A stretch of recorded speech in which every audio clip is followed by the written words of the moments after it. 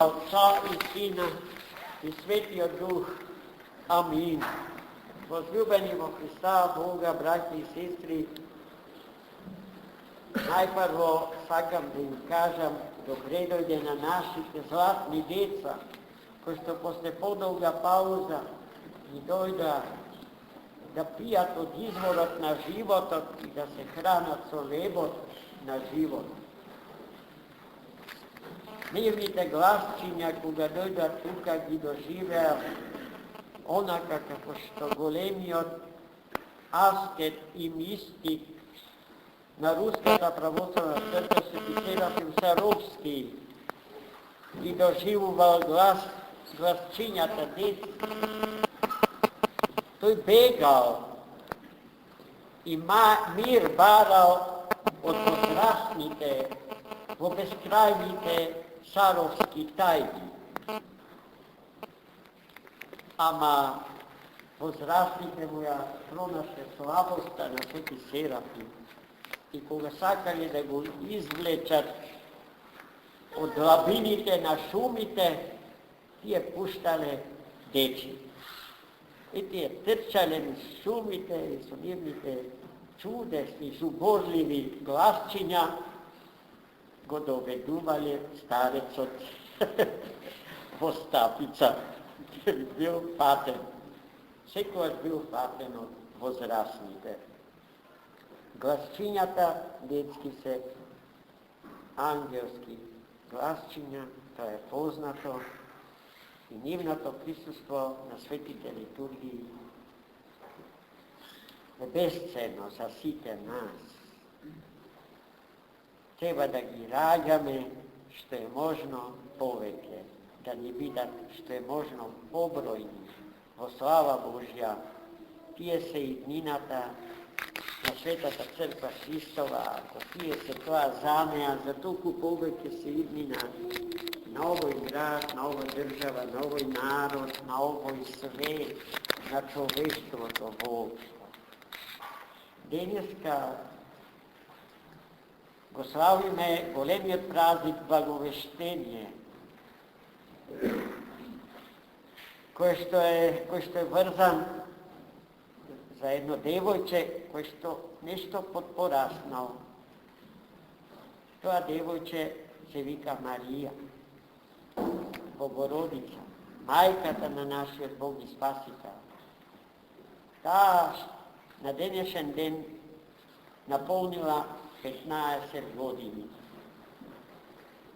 Се сеќавате, во третата година од незиниот живот беше донесена во Ерусалим и оставена во интернатот за девојчиња при Централниот Ерусалимски храм. Тоа била традиција. Малечките девојчиња да растат во светиот храм, околу светиот храм. Во храмот, односно во интернатот, пресветата девојка останала 11 години и плюс 3 од раѓањето до доаѓањето во Ерусалим 14 години. А во 15-тата година таа морала да се определи за брак. Тогаш монаштвото не постоело и безбрачноста како феномен била незнаена. Дури соблазнител. Таква идеја во ниеден ум женски не можела да се роди. И сега кога Пресветата Дева Марија требало да го напушти интернатот и била прашана како ќе се определи за идниот нејзин живот, таа го дала најнеобичниот, најнеочекуваниот, па дури скандалозниот и соблазнителниот одговор дека не сака да стапи во брак. Свещенството се шокирало, се збуни. Меđu големите свещеници на Иерусалим бил повторно старецот Захарија, таткото на светиот пророк Јован. И тој од Бога научен предложил чудесна идеја. Од секое колено јудејско да дојде по еден представник и однев да се избере човекот што ќе ја прими 15 годишната Марија, да ја чува, да ја даде гаранција пред народот и пред законот, и да ќе биде по сигурни раци, чувана, по сигурни раци. Светиот старец од тие представници на еврејскиот народ го избрал Јосифа, кој што веќе бил во години човек. И тој ја зел во својот дом. Во домот на Јосифа, малечката 15 годишната девојче Марија живеело со истиот ритам и на ист начин како и во интернатот при Јерусалимската синагога. Богу му била посветена целост. Во пост, во молитва, во истихија, молитвено тихование и во исчитување на светите библиски текстови со размислување, со правилно толкување на секој запишан збор во светата книга. И во таква една атмосфера, во собата каде што пребивала Марија, се појавил светиот архангел Гавриил. Според преданието се вели дека во тој момент, кога се појавил светиот архангел, благовесникот Гавриил, Пресветата Дева ги читала страниците од книгата на светиот пророк Исај, таму каде што е запишано: и ете, дева ќе зачне и ќе роди син. И токму таа вистина светиот архангел и ја соопшти на Богородица, мајка. А таа ги чува тие зборови, се вџашила. А зошто мене сето тоа ми го кажуваш? Како е можно јас да родам, ако не знам за маж? А светиот архангел ја подсетил дека зачнатото во незината утроба ќе биде надприродно зачнато по силата на Всесветиот и животворниот дух. И затоа на ист начин тоа дете ќе биде роден, така што нема да ја одземе незината вечна девственост, без да ја распечати незината мајчинска утроба. И тоа дете што ти ќе го родиш, ќе го носи името Син Божи, воплотениот Логос Божи, Спасителот на човекот и на светот. И гледајте сега, Пресветата Дева со својата послушност кон Бога, после тие зборови на ангелот, таа покажала безпрекорна послушност и побарала волјата Божја да се исполни на неја. Таа го направила тоа што нашата прамајка Ева не го направи. и со својата непослушност кон Бога не турна нас, луѓето, целото човештво во грев. А сега тоа што таа не го направи, го прави Богомајката. Таа покажува безпрекорна послушност. Затоа таа останува мајка на сите, нашата спасител. Таа која што стои пред лицето Божие, незиниот Син, а нашиот Бог и Спасител Исус Христос, испросува од Него мир и спасение за сите луѓе и за сиот свет. Овој ден во таа смисла е голем. Голем ден. Незаборавен ден.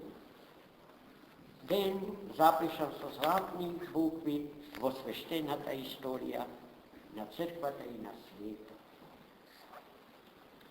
Највозљубени во Христа, Бога, браќи и сестри, за овој празник се разбира, може уште многу да се зборува, но ни предстојат најсветите празници христијански,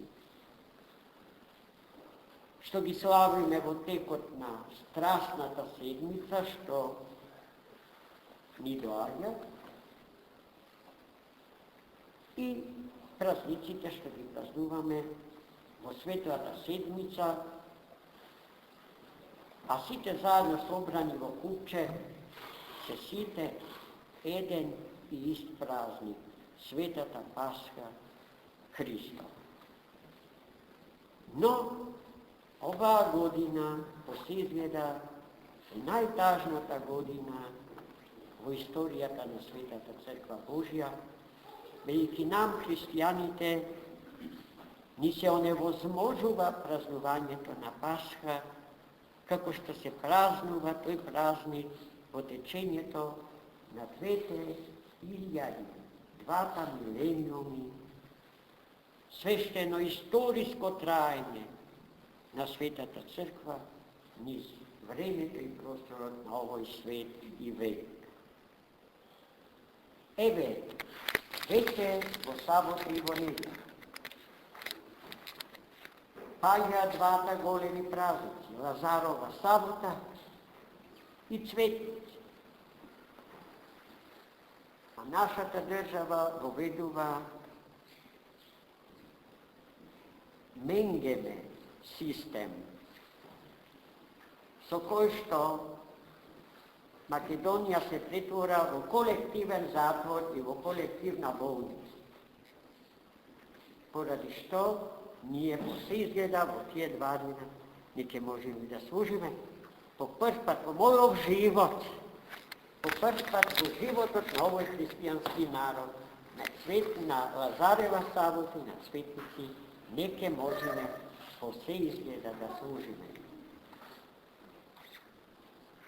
Дури и тогаш, кога би можел јас со уште 4 браќа да служам света литургија во тие дни, ниеден од вас не ќе може, затоа што не ќе смее да дојде тука. Се воведува полициски час, кој што трае од петокот попладнето до понеделникот утрото. За сето тоа време, ниеден човек не смее да излезе надвор од својот дом, и ако го направи тоа, ќе им подлежи најжестоките казни и парични и секакви неиздржливо големи, високи казни. Така да, во сабота и во недела, министерот ни препорача да сме се радували и да сме верувале дома. И ни кажа тој, кој што не знам дали во црква влего, дека дома нашата вера ќе стане уште посилна, од што кога живееме нормален и редовен литургиски живот. Кои се тие лаги koji se tije prevar, pa barem da molči i da ne sporuva ništa. Potom, od ponedeljnik počela strasната sedmica. За среќа, на Велики четврток и на Велики петок ке можеме да богослужиме. Но на богослужбите не ке можат да дојдат нашите најмили дечиња и најстарите членови на нашава литургиска заедница. Оние кои што и денеска од истите причини мораа да ја напуштат светата литургија затоа што имат повеќе од 67 години. Зошто досега служевме? За да може да дојдат дечињата, бидејќи тие до 12 часот не смеја да дојдат, не можеа да дојдат на света литургија. И сега гледајте, фабриките не ги разболуваат луѓето, улицата не ги разболува луѓето, ама црквата е најголемиот виновник за тоа. Црквата, која што отсекуваш лекува, дава здравје и сила, го умножува животот и благодата Божија, која што е нашиот вистински живот, таа одеднаш станува виновник за коронавирус. Не можам да се изначудам на таа логија. Не можам. И не можам да ја припатам, но ја почитувам, го почитувам законот на оваа земја. Го почитувам и се го почитувам, се додека има смисла да се почитува. Но гледајте сега какво темпо на богослужење имаме во четврток. Од рано утрото почуваме со света литургија, Василиевата литургија. Во истиот тој ден треба да се подготват така наречените запасни дарови. Светата причесна, со која што ќе ги причестуваме, верните секогаш кога имат од неа потреба надвор од литургиското време или живот на Светата Црква. И сето тоа трае долго. Веќе во 16 часот попладнето почнува полицискиот час. Внимава, откако ќе ја завршиме Светата литургија, со вртоглава брзина треба да ја започнеме вечерната, односно утринската богослужба со 12 евангелија, која што трае долго, ама ние маратонски ќе трчаме, баш атлетски ќе ги служиме сите богослужби во тој ден, зашто најдоцна до 15:30 часот треба да завршиме со се, до 4 сатот сите веќе да сме дома, да го испочитуваме законот, кој што важи подеднакво за сите граѓани на нашава црква. Утредента не служиме света литургија во петок, на Велики петок, но во тој ден се случува погребението Христо. Ние гледајте сега, ќе мораме напладне да го почнеме богослужењето за тој ден, за повторно некако да успееме пред 4 сатот да завршиме се. И тоа уште го сметам за најрадосната вест што можев да ви ја кажам, зашто ќе служиме во четврток и во петок од страстната седмица. Сега доаѓа најголемата трагедија, најтажното нешто што можам да ви го соопштам. На Велика сабота и на првиот ден од Светата Пасха Господня не ќе можеме да служиме. Пазите, Светата Пасха Господня не ја забранала турци, комунисти, татарите. Ниедно нехристијанско племе или сила, ниедна идеологија најотровна, најбогомрска и човекомрска идеологија на светот не се осмелила да ни го одземе велик. Нашата собствена власт го прави тоа злосторство со здушна подршка на светиот архиерейски син, кој што нити еден збор на отпор нека.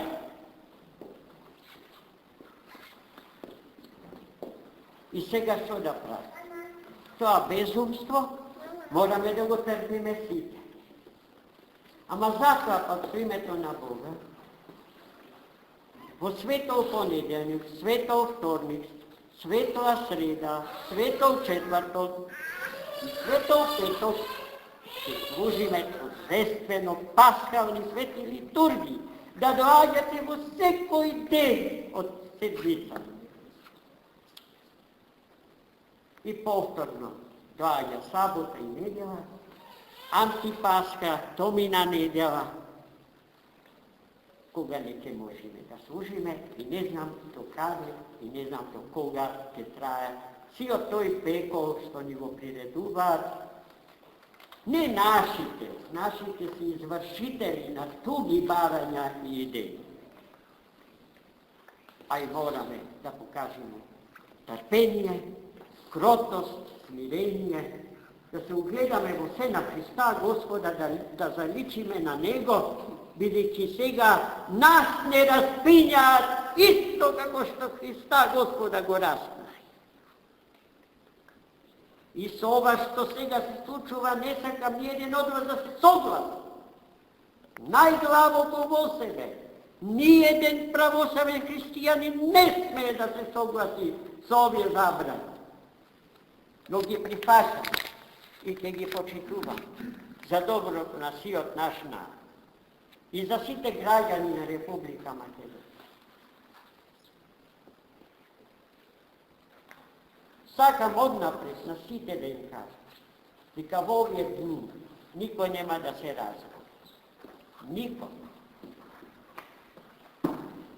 А и да се случи тоа со некого од нас, рачунајте на годините што ги имаме, на болестите што ги носим.